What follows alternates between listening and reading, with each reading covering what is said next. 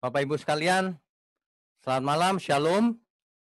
Kita akan lanjutkan pendalaman Alkitab kita, tapi sebelumnya mari kita berdoa. Bapa di surga, kami selalu mohon berkat-Mu Tuhan, pimpinan-Mu, agar kami semua boleh hidup belajar dengan benar. Jangan sampai kami belajar salah pengertian. Pimpin mulut setiap hamba-Mu dan semua kami yang mendengarkan, agar kami boleh membedakan mana yang benar dan mana yang salah. Berkati acara ini, program ini, sampai kapanpun Tuhan mau. Terima kasih Bapa, hanya dalam nama Tuhan Yesus kami berdoa. Amin. Amin. Oke, Bapak Ibu sekalian, sebentar saya rubah dulu. Oke. Jadi kita sudah sampai kepada sesi 8. Sesi ke-8 ini kita akan lanjutkan.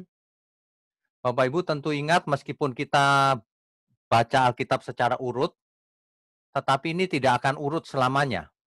Sebab topik kita adalah tentang manusia. Jadi penekanannya akan pada semua yang berkaitan dengan manusia. Nah, sebelum itu saya mau sharingkan, kita review sejenak pelajaran kita yang lalu, satu slide saja. Jadi malam ini, itu sesi ke-8 tentang istilah Nephilim. Sebagian dari Bapak Ibu mungkin ada yang sudah pernah mendengar, mungkin ada yang belum, ya. Nephilim itu raksasa atau bukan dan sebagainya. Kita akan bahas malam ini. Nah, sebelumnya kita ulang lebih dahulu dari pelajaran kita yang lalu, yaitu di mana pembunuhan yang pertama kali terjadi dalam dunia ini. Kejadian 4 ayat 6 sampai 8. Kain panas hatinya, muram mukanya. Karena persembahannya tidak diperhatikan oleh Tuhan. Tentu saja ada alasannya meskipun tidak tertulis. Tuhan tidak berkenan atas persembahan Kain. Tapi Tuhan berkenan atas persembahan Habel, adiknya Kain. Nah, ini membuat Kain begitu panas hatinya, kesel sama adiknya, muram. Nah, ini bahaya ini.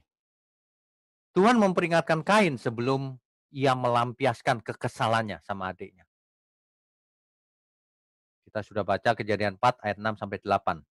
Mengapa hatimu panas dan mukamu muram, Kain? Apakah mukamu tidak akan berseri jika engkau berbuat baik? Tetapi jika engkau tidak berbuat baik, dosa sudah mengintip di depan pintu. Ia sangat menggoda engkau. Tetapi, ini yang penting sekali nih. Tetapi engkau harus berkuasa atasnya. Sama seperti kita hari ini. Dosa itu begitu menggoda, sehingga banyak orang jatuh ke dalam dosa. Tetapi kata firman Tuhan, kita harus berkuasa atasnya. Jadi kalau daging ini ada natur dosanya,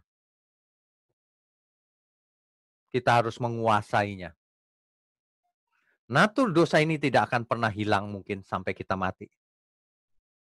Tapi kita harus berkuasa atasnya. Sehingga dosa tidak terimplementasikan, tidak termanifestasikan. Tapi ternyata Kain tetap membunuh adiknya. Kalau kita lihat kejadian ini, Tuhan menginginkan Kain menguasai natur dosanya itu, supaya tidak melampiaskan kekesalannya itu.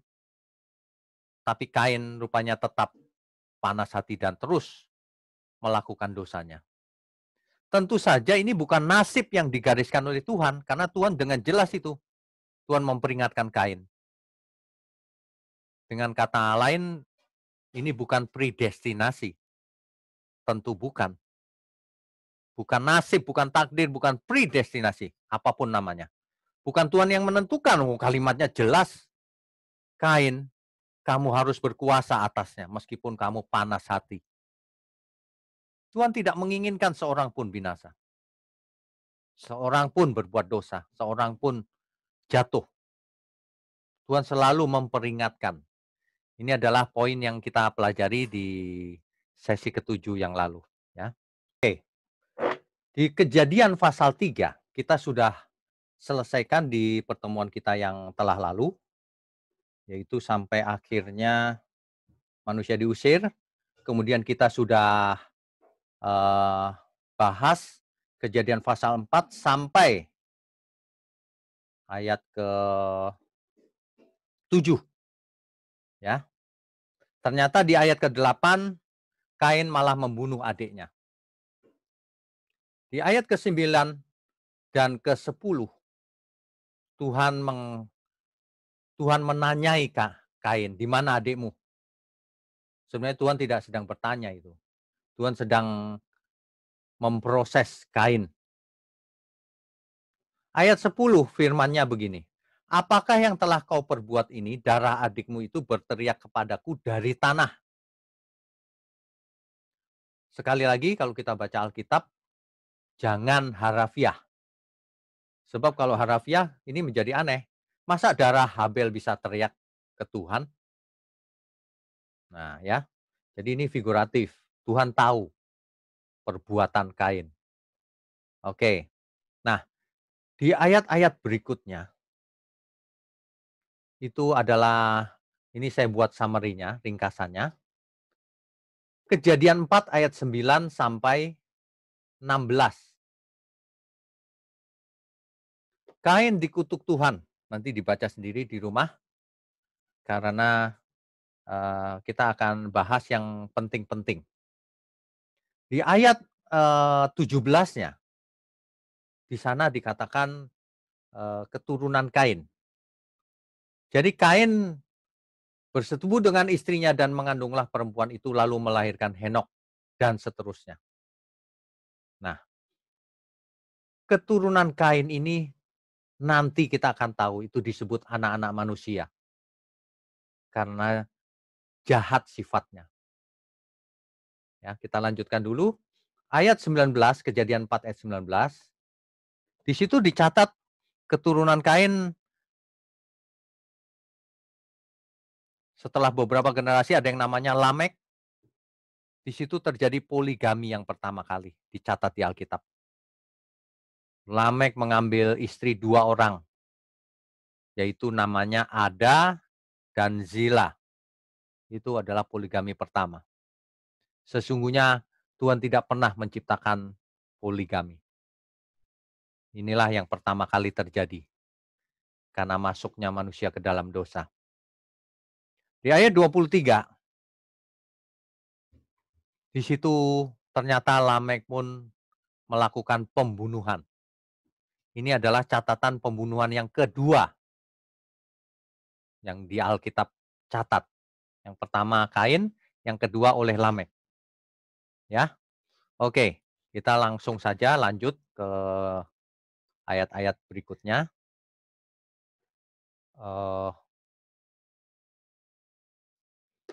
Ayat 25 dan 26. Di situ dikatakan Hawa melahirkan Set sebagai ganti dari Habel. Tuhan Allah berkenan atas Set.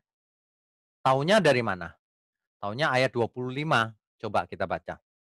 Kejadian 4 ayat 25. Adam bersetubuh pula dengan istrinya, lalu perempuan itu melahirkan seorang anak laki-laki dan menamainya Set. Sebab, katanya, Allah telah mengaruniakan kepadaku anak yang lain sebagai ganti Habel. Sebab Kain telah membunuhnya. Jadi kalimat ini, Allah telah mengaruniakan kepadaku anak yang lain sebagai ganti Habel, yaitu Set.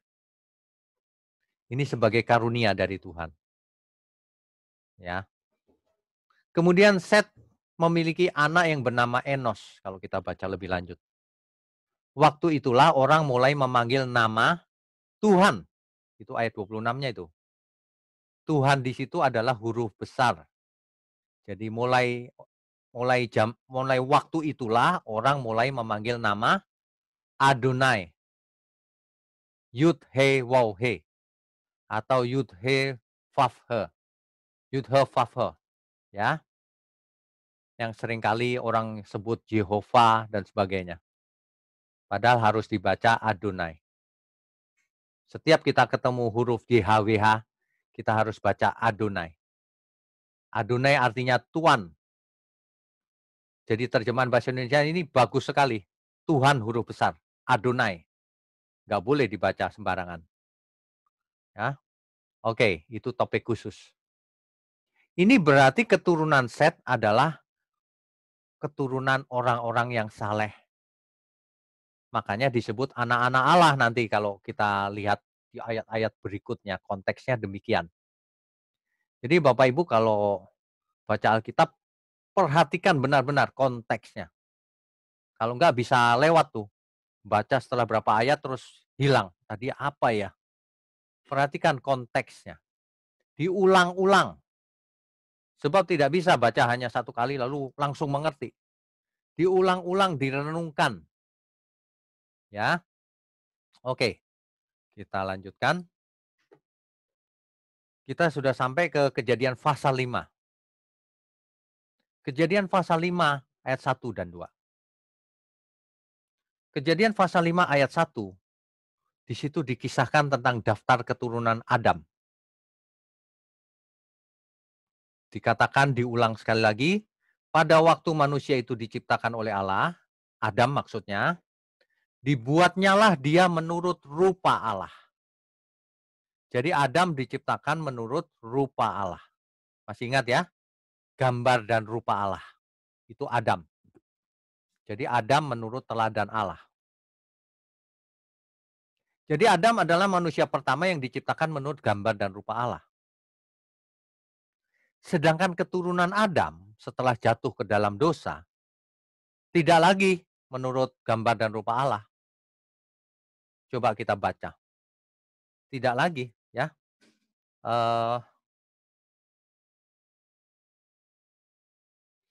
Ketika Adam hidup 130 tahun, ia memperanakan seorang laki-laki menurut rupa dan gambarnya.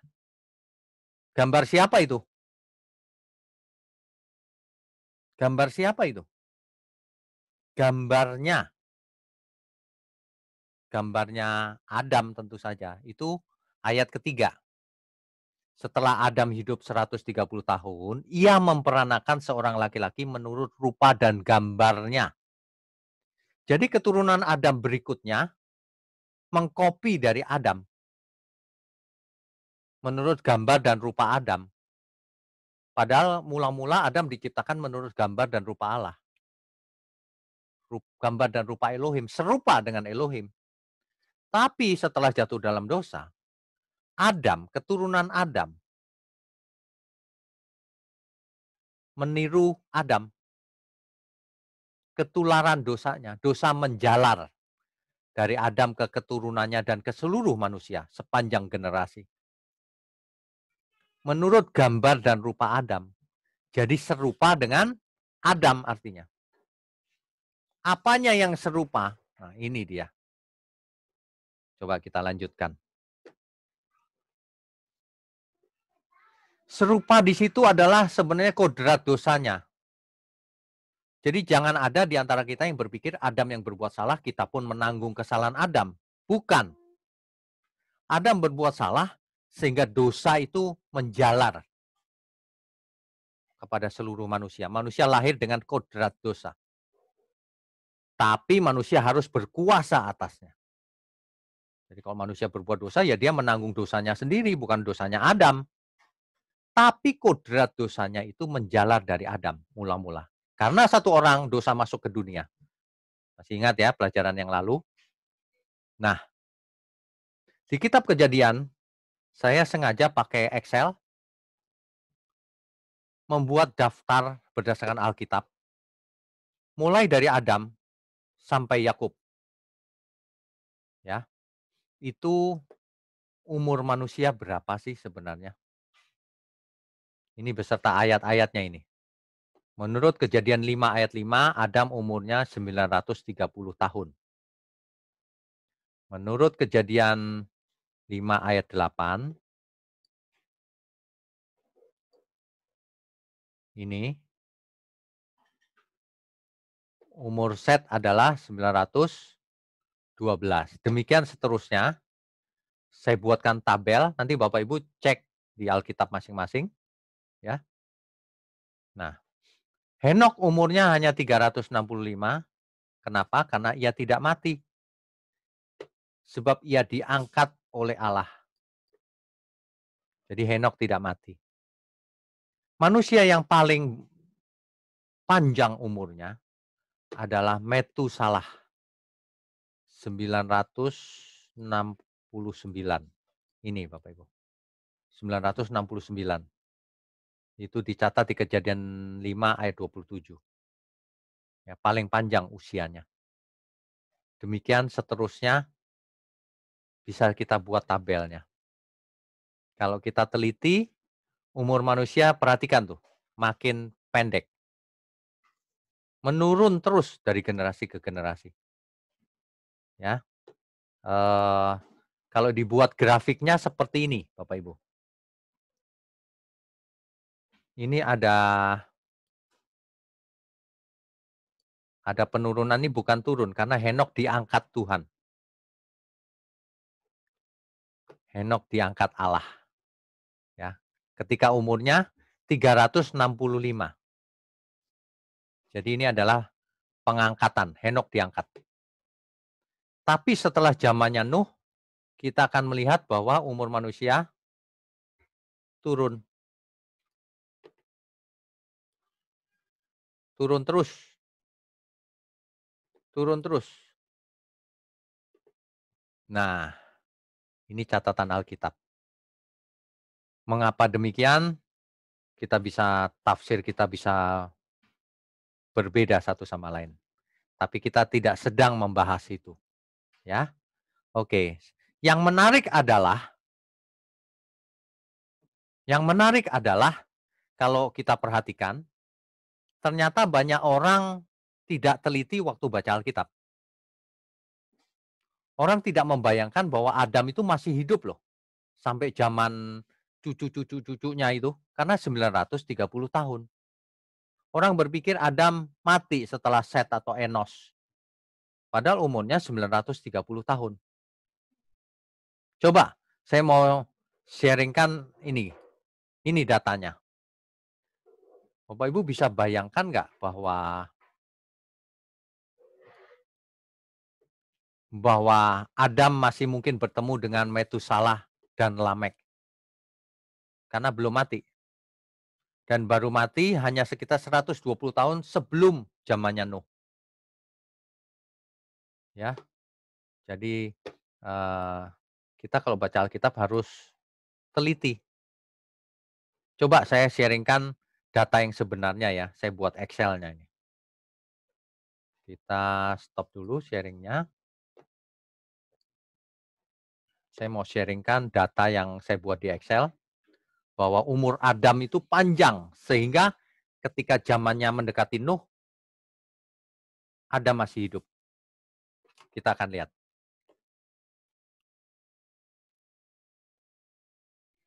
Ya, Bapak Ibu perhatikan baik-baik. Di sini,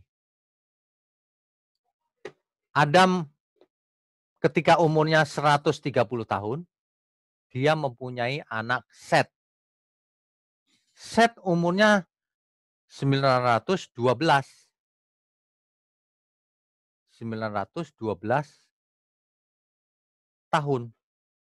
Sehingga kalau kita buat grafiknya akan seperti ini. Akan seperti ini. Jadi Adam masih hidup, ketika Set lahir tentu saja masih hidup terus. Kemudian Set di umur 105 punya anak Enos, Adam pun masih hidup. Coba yang garis kuning itu Adam masih hidup tuh. Jadi ketika turun-temurun, Adam masih hidup terus. Karena Adam umurnya 930 tahun. Waktu zamannya Henok, Adam masih hidup. Zamannya Metusalah masih hidup. Zamannya Lamek masih hidup sebagian. 120 tahun kemudian setelah Adam mati, zamannya Nuh. Demikian, ya. Jadi ada banyak pernik-pernik di Alkitab yang terlewatkan kalau bacanya tidak teliti. Adam umurnya panjang, 930 tahun. Jadi ia baru mati ketika umurnya itu. Tentu saja ia melihat anak cucunya, cicitnya, dan seterusnya. Kalau ia sehat, ya. Oke, kita lanjutkan. Jadi kita sudah membaca Alkitab sampai pada silsilah, meskipun belum selesai ya, sampai silsilah. Saya mau sharingkan dulu. Ya, kita kembali ke sini. Kita lanjutkan dengan Kejadian pasal 6. Pasal 5 sudah selesai, pasal 6. Di Kejadian pasal 6, khususnya ayat 1 sampai 8, di sini konteksnya harus tahu lebih dulu Bapak Ibu. Konteks daripada Kejadian 6 ayat 1 sampai 8 ini adalah, ya,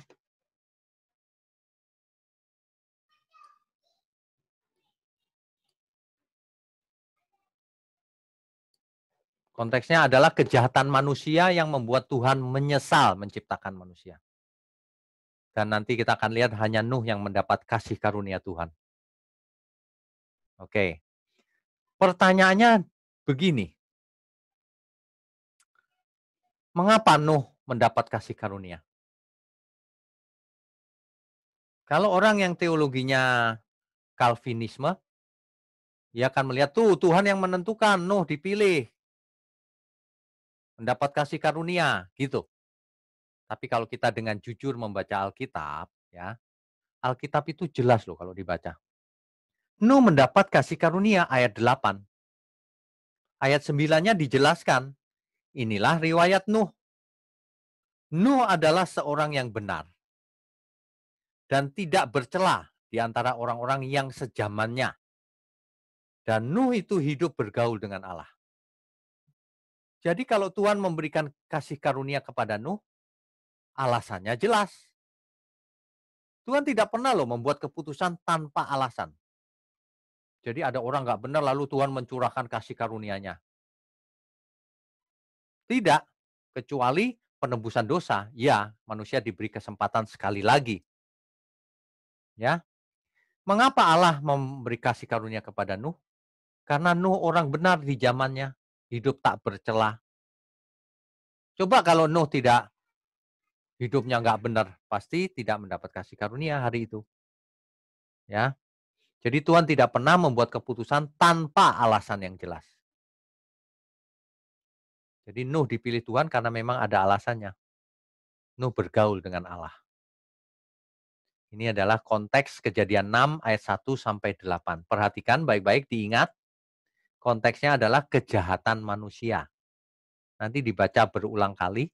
Konteks Kejadian 6 ayat 1 sampai 8. Satu perikop itu memuat konteks. Ini lagi bercerita manusia semakin jahat. Kejahatannya besar. Nah, sekarang ada yang menarik di antara ayat-ayat ini, ada yang menarik. Kejadian 6 di ayat keduanya tadi, belum kita baca, ayat 2 dan ayat 4. Kita baca dulu deh. Ayat 1 saya bacakan sekalian ya. Ketika manusia itu mulai bertambah banyak jumlahnya di muka bumi, dan bagi mereka lahir anak-anak perempuan, maka anak-anak Allah melihat bahwa anak-anak perempuan manusia itu cantik-cantik.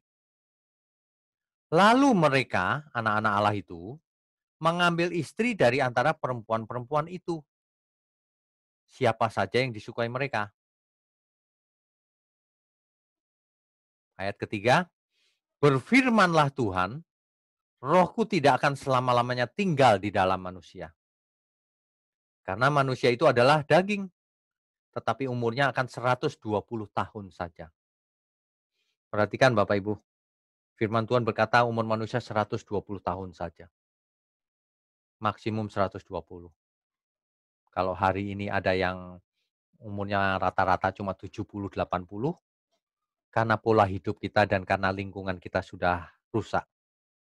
Sebenarnya manusia umurnya 120 menurut ayat ini dan tidak pernah berubah ayat ini. Tidak pernah berubah. Ada banyak lagi-lagi tidak teliti. Banyak pengkhotbah mengutip kitab Mazmur, umurnya 70, kalau kuat 80, itu pun penderitaan kebanggaannya. Tidak teliti bacanya. Umur manusia itu 120, tidak pernah berubah firman Tuhan. Ayat ini tidak pernah dirubah selama-lamanya. Maksimum 120, ya. Ayat keempat, ini berhubungan dengan ayat kedua tadi. Pada waktu itu orang-orang raksasa ada di bumi. Nah, ini masalah ini. Rupanya ada raksasa di bumi. Dan juga pada waktu sesudahnya. Jadi pada waktu itu sudah ada raksasa di bumi dan sesudahnya. Sesudah apa? Sesudah anak manusia Allah kawin dengan anak manusia tadi. Ya.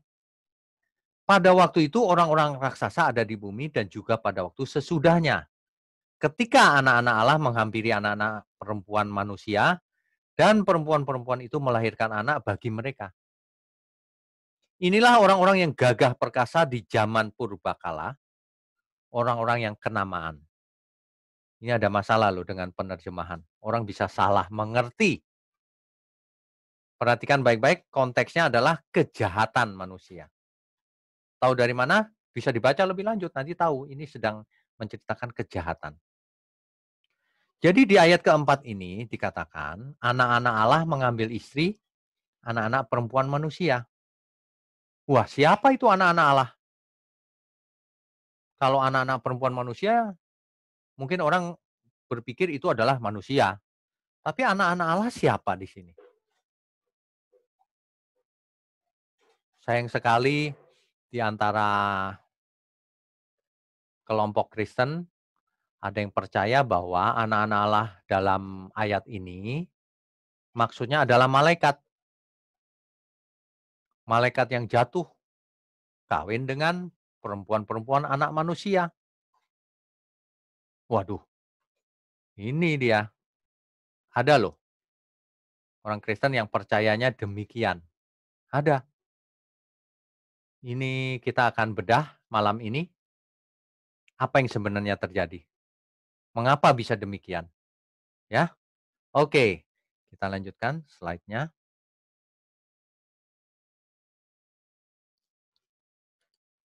Ya, sebenarnya kita sedang berurusan dengan yang namanya tafsir, hermeneutika. Bagaimana seseorang menafsirkan ayat-ayat Alkitab. Ini sangat penting. Bagi Bapak Ibu yang ingin belajar hermeneutika, di YouTube sudah ada 6 seri. Akan saya lanjutkan dengan seri berikutnya nanti, kira-kira minggu depan. Hermeneutika bagian yang berikutnya lagi, lanjutannya. Jadi Bapak Ibu bisa belajar dulu dari yang ada sementara. Tafsir itu tidak bisa sembarangan. Tidak bisa kita baca ayat Alkitab lalu kita tafsirkan sendiri menurut pikiran sendiri. Tidak bisa. Jangankan Alkitab, majalah saja atau koran, bisa nggak kita baca lalu menurut kita gitu. Kan berita itu harus dibaca sesuai konteksnya, sesuai isinya. Makanya harus dibaca lengkap baru bisa membuat kesimpulan. Kalau cuma satu ayat nggak mungkin membuat kesimpulan. Kalau cuma 2 ayat nggak mungkin, bisa salah. Tapi harus lihat konteksnya, baik konteks dekat maupun konteks jauh. Membaca satu perikop atau seluruh ayat baru tahu tafsir yang benar bagaimana, arti sebenarnya bagaimana ayat itu. Ya, agak mengherankan juga kalau ada kekristenan yang percaya bahwa anak-anak Allah itu adalah malaikat yang jatuh. Coba mereka berpikir malaikat kawin dengan manusia. Waduh, kok bisa ya malaikat kawin dengan manusia? Malaikat yang jatuh kan sudah pasti setan atau iblis. Masa yang kawin dengan manusia setan atau iblis? Punya anak lagi. Lah lalu anaknya anak apa? Anak setan? Atau anak manusia? Atau separuh setan, separuh manusia? Aneh loh ini. In ini tafsir yang begini ini aneh ini, ya. Tapi itu ada dan kalau dijelaskan ngotot, ya. Nggak apa-apa, kita lihat saja. Ingat, kebenaran itu akan menjelaskan semuanya, akan menyatu seluruh pengertian. Pengertian ini akan dibawa terus sampai selamanya. Kalau seseorang berpikir bahwa malaikat bisa kawin dengan manusia, artinya hari ini pun bisa, tapi tidak pernah ada satu catatan pun yang mencatat malaikat ada kawin dengan manusia, ya, tidak ada. Di Alkitab yang tidak ada. Kalau di tempat lain ya tidak tahu. Kalau di novel-novel ya mungkin ada, di bioskop juga ada, ya. Mereka ternyata punya argumentasi demikian. Menurut kitab Henokh itu yang terjadi. Tapi maaf ya, kitab Henokh ini tidak termasuk dalam Alkitab kita. Jadi kita tidak usah hiraukan sama sekali, tidak usah membahas lebih lanjut. Kalau cuma untuk baca-baca bolehlah.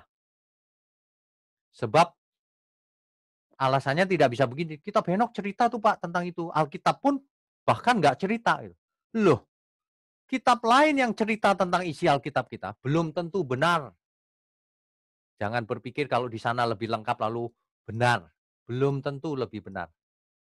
Dan kita tidak akan pertimbangkan kitab-kitab di luar Alkitab sebagai kebenaran. Kalau sebagai tambahan sejarah ya boleh-boleh sajalah. Tapi kalau prinsip tidak, karena Alkitab kita cukup dan Alkitab kita tidak bisa salah, ya. Kalau orang Kristen pakai kitab Henokh itu aneh, karena kitab Henokh tidak termasuk dalam Alkitab kita. Ada saja yang hobinya begitu. Kitab Henokh bahkan tidak punya manuskrip. Alkitab saja yang ada manuskripnya tidak mau baca, malah baca yang kitab lain. Aneh bukan? Alkitab saja tidak dibaca dari kitab pertama sampai kitab akhir, Kejadian sampai Wahyu. Malah baca kitab yang enggak-enggak, yang di luar Alkitab. Coba bayangkan. Jangan berpikir nanti kalau salah ternyata aku kok nggak dikasih tahu. Hari ini ku kasih tahu. Hari ini saya sharingkan. Itu tidak termasuk dalam Alkitab kita. Jadi tidak kita pertimbangkan sama sekali.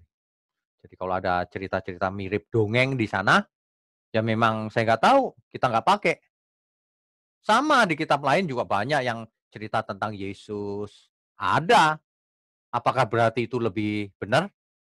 Kan bukan begitu logikanya. Alkitab itu sudah jelas manuskripnya ribuan.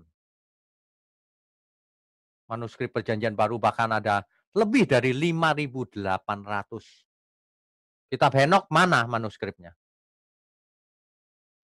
Ya, tidak ada buktinya. Bahkan ditolak oleh denominasi Kristen maupun Katolik.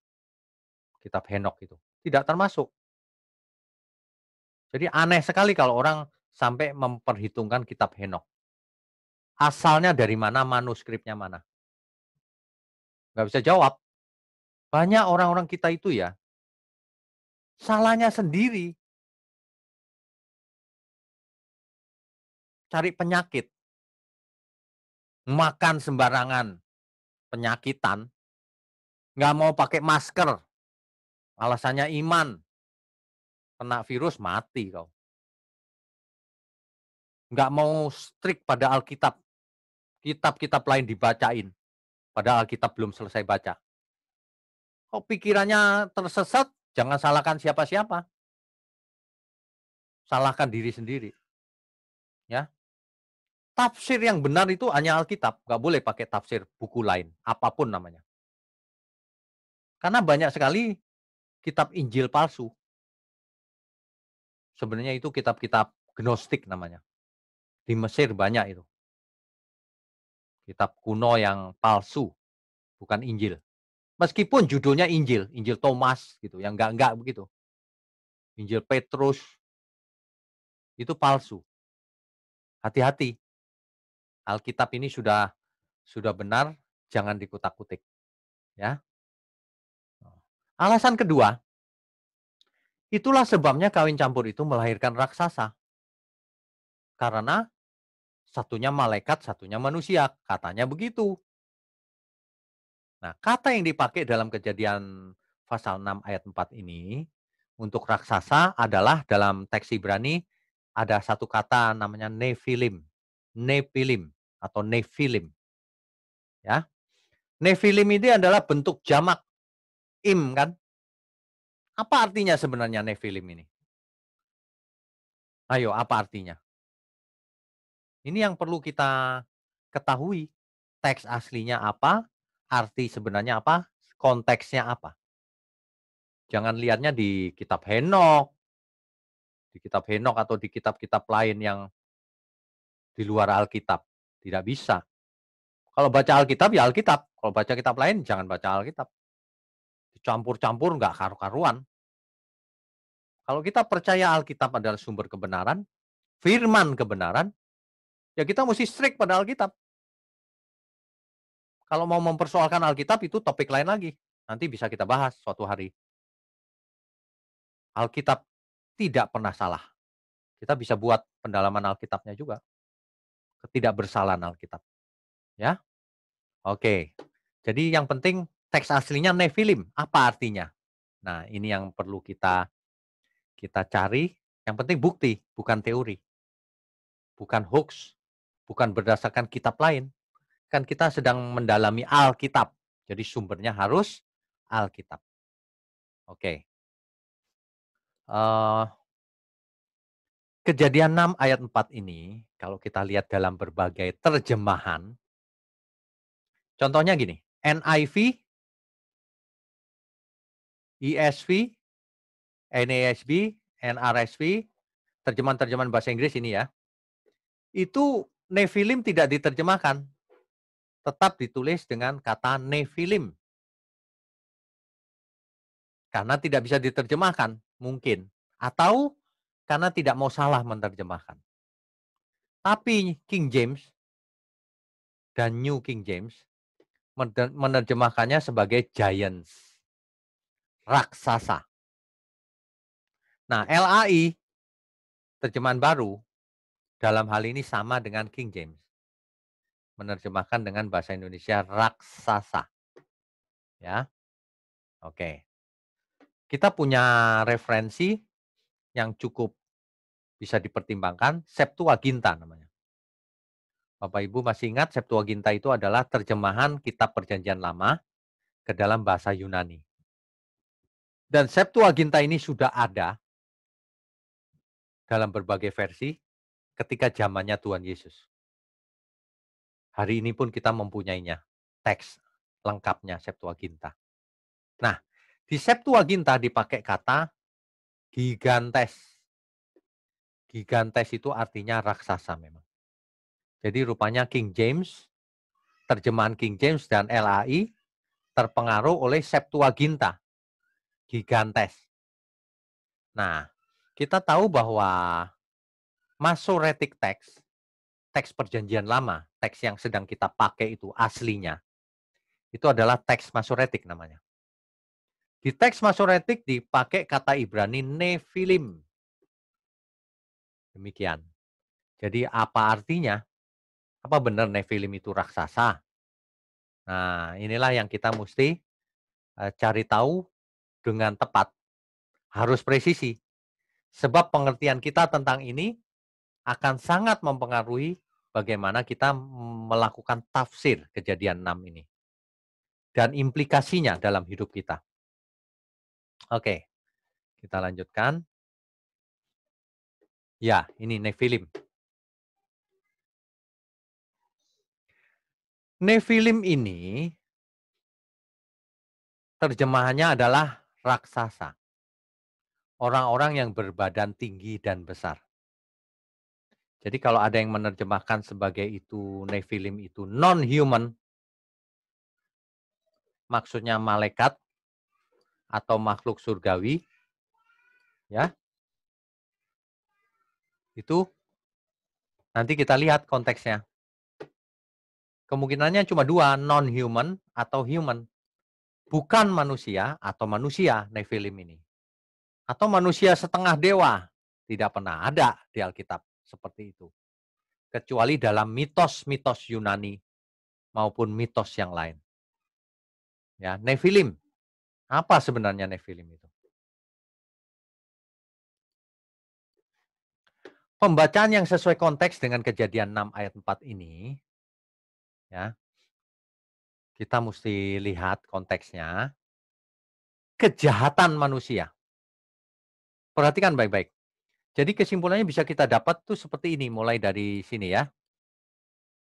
Nephilim itu ternyata sudah ada sebelum anak-anak manusia kawin dengan anak-anak Allah. Sebelumnya sudah ada. Coba dibaca kalimatnya. Pada waktu itu orang-orang raksasa ada di bumi dan juga waktu sesudahnya. Jadi sebelum dan sesudah apa? Ketika anak-anak Allah kawin dengan anak-anak perempuan manusia. Jadi Nephilim ini sudah ada sebelum anak-anak Allah kawin dengan anak-anak manusia. Demikian juga setelahnya. Nephilim tetap ada menurut pembacaan Kejadian 6 ayat 4 ini. Nah, sedangkan menurut konteksnya ini dia. Nephilim ini adalah orang-orang yang tinggi besar yang jahat. Mereka adalah orang-orang yang kenamaan atau terkenal, tapi itu pun karena kejahatannya. Jadi Bapak Ibu kalau baca di ayat orang-orang yang kenamaan, itu kenamaan ada dua, kenamaan karena kebaikannya atau kenamaan karena kejahatannya. Di ayat ini, kenamaan di sini konteksnya adalah kejahatan. Sebab kalau kita baca ayat 5-nya nanti ketahuan konteksnya. Ingat, konteks dekat itu bisa dilanjutkan dengan membaca ayat berikutnya.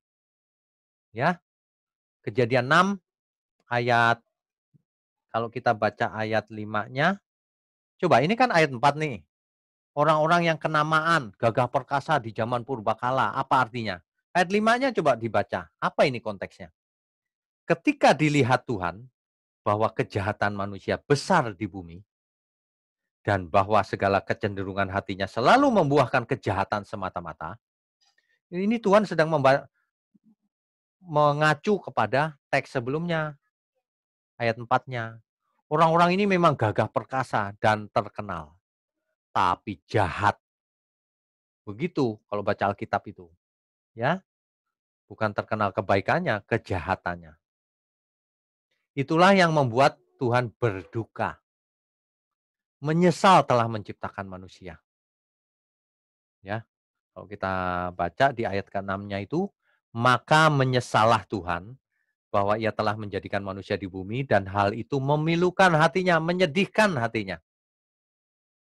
Tuh manusia kok jahat sekali ya. Tuhan itu menyesal, sedih ya. Nah, lalu Tuhan membuat keputusan di ayat ke-7. Berfirmanlah Tuhan, aku akan menghapuskan manusia yang telah kuciptakan itu dari muka bumi. Baik manusia maupun hewan. Dan binatang-binatang melata dan burung-burung di udara sebab aku menyesal bahwa aku telah menciptakan mereka. Ini kalau dipersoalkan kan, kok Tuhan menyesalkan, Tuhan lebih maha tahu. Tahu dong. Jangan bertanya seperti itu, nanti akan balik lagi kepada paradoks. Masih ingat ya? Tuhan sedih kalau manusia itu tidak taat. Tuhan sedih kalau manusia menjadi jahat ciptaannya ini. Ya, jadi intinya itu. Ayat 8 barulah kisah Nuh. Tetapi Nuh mendapat kasih karunia di mata Tuhan. Ingat ya, konteks seluruh Kejadian 6 dari ayat 1 sampai 8 itu kejahatan manusia. Nah, dari sini kita bisa menyimpulkan Kejadian 6 ayat 4 ini, ternyata perkawinan campur antara anak-anak manusia ini dan anak-anak Allah melahirkan orang-orang yang gagah perkasa, yang kenamaan, orang-orang yang kenamaan. Cuma sayangnya jahat, itu masalahnya. Sehingga Tuhan mau memusnahkan seluruh isi bumi. Jahat, ya. Oke. Nah, ini dia. Kawin campur. Jadi sebenarnya anak-anak Allah itu bukan malaikat yang jatuh. Masa malaikat yang jatuh? Masa setan? Oh, bukan setan, Pak, malaikat biasa. Masa malaikat bisa kawin dengan manusia punya anak? Bapak Ibu perlu tahu, gen manusia, DNA manusia itu dikodekan oleh Tuhan, mempunyai kode-kode yang unik, sehingga tidak ada satu spesies pun di luar manusia yang bisa membuahkan keturunan kepada manusia. Tidak bisa, sudah diprotek. Nanti orang-orang akan mengajukan satu alasan lagi. Manusia memang pintar beralasan. Itu, Pak, manusia, malaikat tampil sebagai manusia. Iya, dia tampil sebagai manusia, tapi bukan jadi manusia. Jadi tidak bisa kawin. Dan tidak ada catatan di Alkitab. Kalau catatan di luar Alkitab, kitab Henok, ya itu bukan urusan kita. Kalau kita masih menganggap Alkitab firman Tuhan, jangan dicampur dengan yang lain. Kalau ada orang ngotot percaya kitab Henok, ya terserah situ, berarti dia nggak menghargai otoritas Alkitab. Ya. Jadi yang dimaksud anak-anak Allah itu, jadi sebenarnya adalah keturunan Set yang saleh. Masih ingat ya, Tuhan berkenan pada Set, mengaruniakan Set sebagai ganti Habel kepada Hawa, Adam, ya. Sedangkan anak-anak manusia adalah keturunan Kain yang jahat. Ini konteksnya yang benar. Nah, kesalahan anak-anak Allah, keturunan Set adalah mengambil istri dari anak-anak manusia itu karena cantik-cantik, sesuka hati mereka. Nah, ini dia. Ini kesalahannya. Kalau kita hidup sesuka hati kita, itu kesalahan utama. Apalagi setelah sampai ke zaman perjanjian baru. Kita hari ini. Kamu bukan milikmu sendiri, kata Alkitab. Sudah ditebus oleh Tuhan Yesus. Sudah dibeli. Maka kamu tidak boleh hidup suka-sukamu sendiri. Suka-suka kita sendiri. Ya. Kalau baca Alkitab harus dikaitkan dengan dampaknya hari ini. Karena seluruh Alkitab akan menjadi satu kesatuan yang utuh, yang kuat tentang kebenaran. Harus berimplikasi dalam hidup kita. Teks Alkitab tidak bisa hanya dibaca begitu saja lalu dibiarkan begitu saja. Tidak bisa hanya dibaca secara harafiah, tidak bisa. Pada akhirnya setiap teks Alkitab harus ditafsir, harus benar. Tafsirnya juga bukan hanya konteks di kitab itu saja. Tafsirnya harus dibawa ke sepanjang Alkitab. Itu sebabnya sistematika teologi sangat-sangat penting. Sebab kalau orang hanya belajar per kitab, membacanya harafiah saja, nanti tidak bisa nyambung seluruh Alkitab. Jadi seluruh Alkitab harus menjadi teologi sistematika.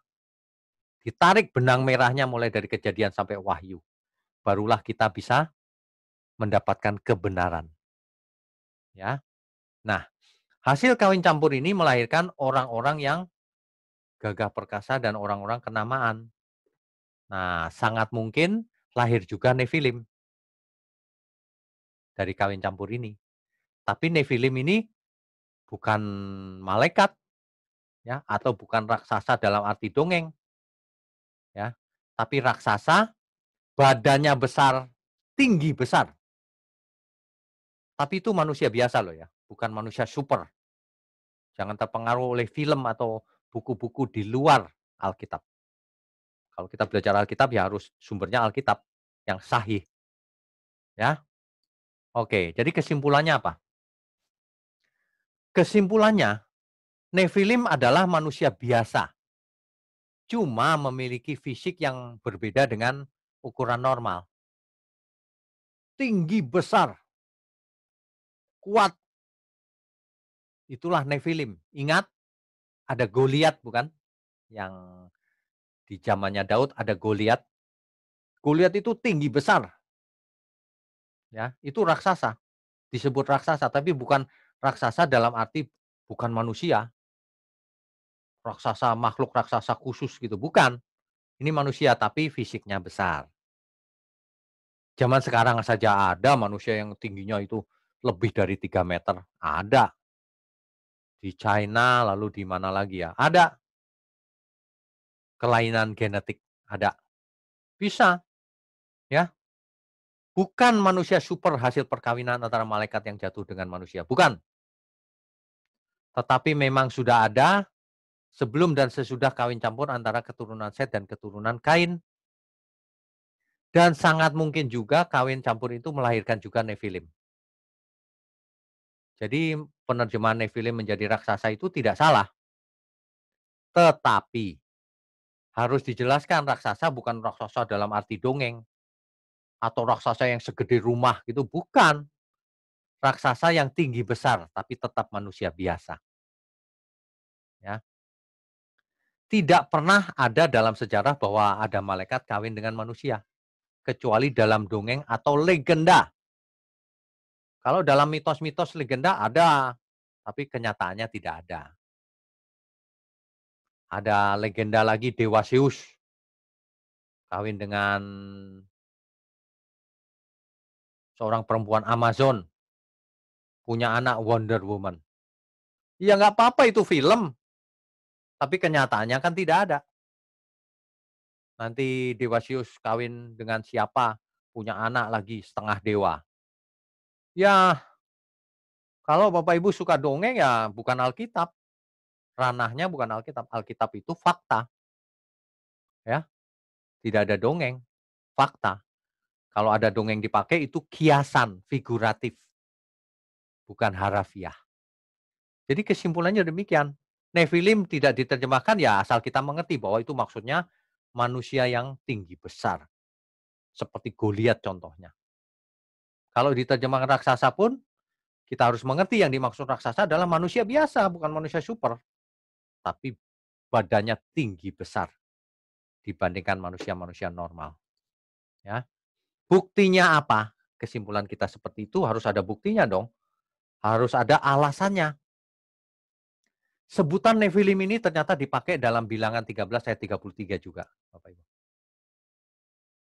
Coba di situ jelas tuh. Juga kami lihat di sana orang-orang raksasa, orang enak yang berasal dari orang-orang raksasa dan kami lihat diri kami seperti belalang. Dan demikian juga mereka terhadap kami. Mereka pandang kami seperti belalang gitu kali ya, kecil gitu.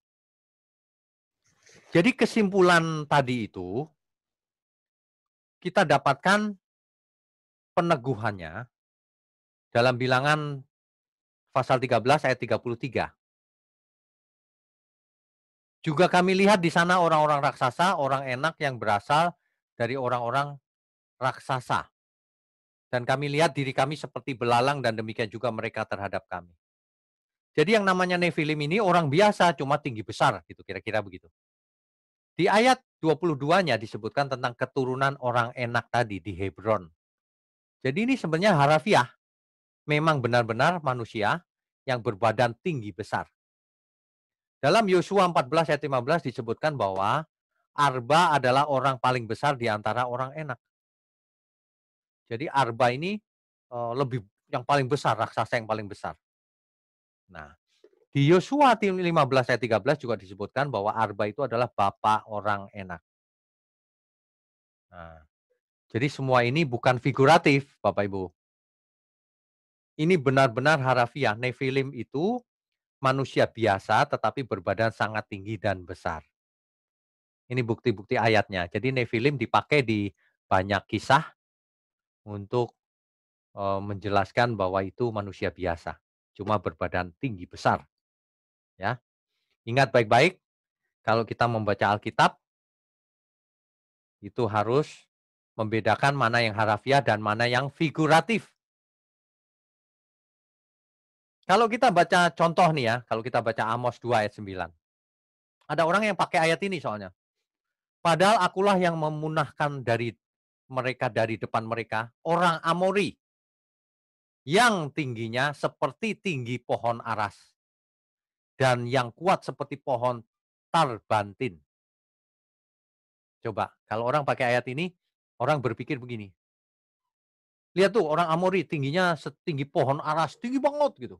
Bukan Bapak Ibu, ini itu gaya bahasa hiperbola, gaya bahasa figuratif, bukan tingginya sama dengan pohon aras, bukan. Ini untuk melebih-lebihkan, hiperbola namanya. Tuhan Yesus juga sering pakai gaya bahasa hiperbola. Contohnya dalam Matius 19 ayat 24 dan juga dalam Lukas 18 ayat 25 tentang ungkapan unta masuk lubang jarum. Seperti unta masuk lubang jarum. Itu bukan unta benar masuk lubang jarum, jelas nggak mungkin dong. Ini peribahasa atau kiasan atau figuratif. Artinya tidak mungkin gitu artinya. Ya, atau sulit sekali, tidak mungkin, kan gitu. Makanya ya, kita itu harus harus jujur. Kalau kita mau menafsir Alkitab dengan benar, kita harus jujur. Kita tidak boleh mau menang sendiri, kita tidak boleh memakai sumber-sumber lain di luar Alkitab. Kita tidak boleh mengambil kesimpulan dari sumber di luar Alkitab, bahkan mengalahkan Alkitab itu sendiri. Itu namanya tidak alkitabiah. Jadi kalau ada orang yang tetap ngotot seperti itu, ya silakan, tapi itu tidak alkitabiah. Kalau kita maunya alkitabiah, sebab yang tidak alkitabiah akan bentrok dengan seluruh ayat Alkitab. Tidak cocok. Dan memang itu salah. Sebab tidak ada kebenaran yang utuh selain Alkitab. Kalau potongan-potongan kebenaran mungkin ada. Di buku A, buku B, ada sebagian-sebagian. Jangan mencuri, ya kan semua mengajarkan begitu. Tapi kalau kebenaran secara utuh, hanya Alkitab. Ya. Jadi malam ini kita tidak hanya belajar soal Nefilim, tapi kita diingatkan lagi harus bisa memilah mana harafiah, mana figuratif. Harus bisa strict memakai Alkitab, jangan pakai buku di luar Alkitab. Apalagi cerita-cerita mitos di luar Alkitab, dongeng.